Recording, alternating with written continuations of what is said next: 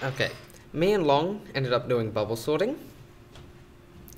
Bubble sorting is a method of sorting in which, say you have an array of data, the bubble sort will compare two values.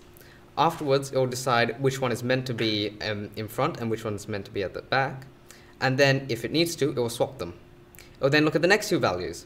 If it needs to swap those, it will swap them. It will continue doing this until it no longer ends up swapping. Bit of time to read through.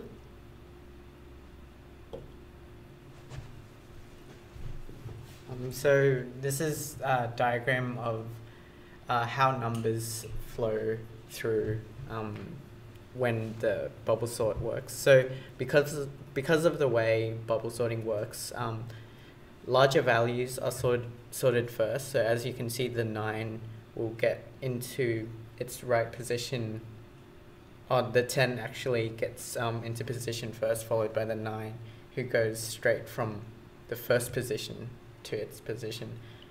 And the last values that are sorted are usually the smallest values, so 1, 2, and 3. So bubble sorting will work best when the list is already mostly sorted. So if there are only 1 or 2 errors within the list, so that means bubble sorting is good for finding errors within a list that's mostly sorted already. And the worst case is when there are lots of errors throughout, or when the list is sorted backwards. So say you want it in ascending order, but it's sorted in descending order. So also when there are more things to compare, so more elements in a list, the longer it will take to sort. This here, as you can see, is the pseudocode for a simple bubble sort. A simple one is the one that we've explained so far, which will compare for all values. An enhanced one is one we'll be talking about later.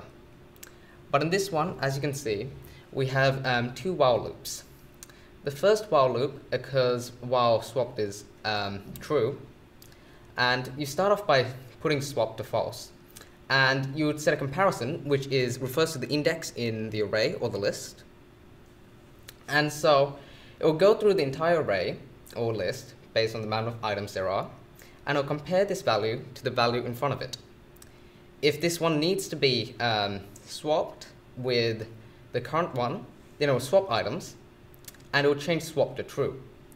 As such, it will then compare for the entire list one time. If it swapped something during this one time, then swap would be true, and therefore it will compare through the entire list once more. But if it didn't, then the while loop, the first one, would be false, and thus it will end. This here is an animation for a simple bubble sort. Stop. Let it run. Oh, it's quick. So explain what it's doing. Oh. Currently, the box shows which values are currently being compared. If the value on the left is bigger than the value on the right, then the values will be swapped. If not, it will just move on. And it will keep doing this until it no longer ends up swapping anything. That part is wrong. There is always a sorted part of the array. So it doesn't resort 844 and 903 because they're already sorted. That will be an enhanced one. We'll be getting there later.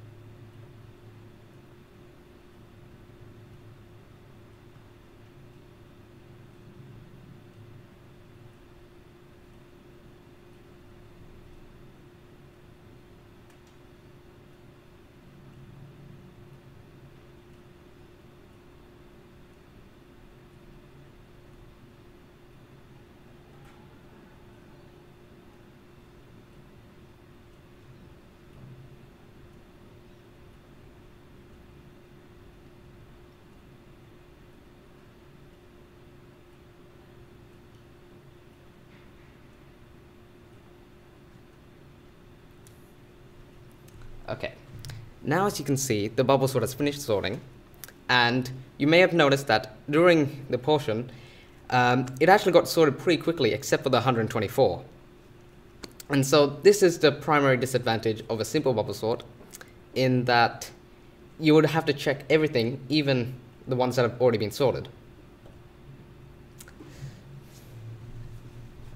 So an enhanced bubble sort is much faster than a simple one because it actually does not recheck the values that are already sorted, which are always the end values. So it sorts the largest ones first and then goes backwards. So because of this, it can sort without unnecessarily having to recheck values. So here's the animation for an enhanced bubble sort.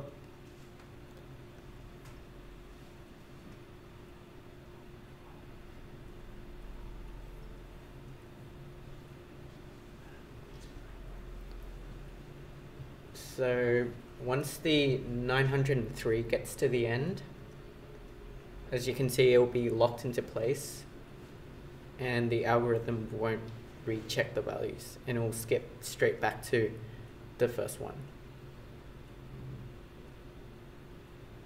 And since 844 is also sorted, it will do the same. So you have a sorted section and an unsorted section, and every iteration, every pass through the algorithm, the sorted section grows by 1, the unsorted section shrinks by 1. So what will happen to the algorithm? What will happen, to the speed of the algorithm as a result of this?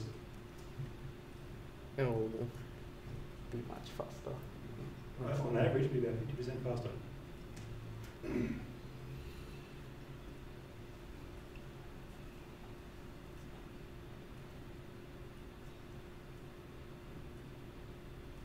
And yep, as you can see, the whole array is sorted.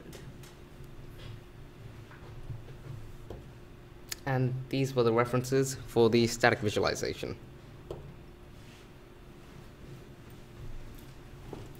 Thank you, chaps.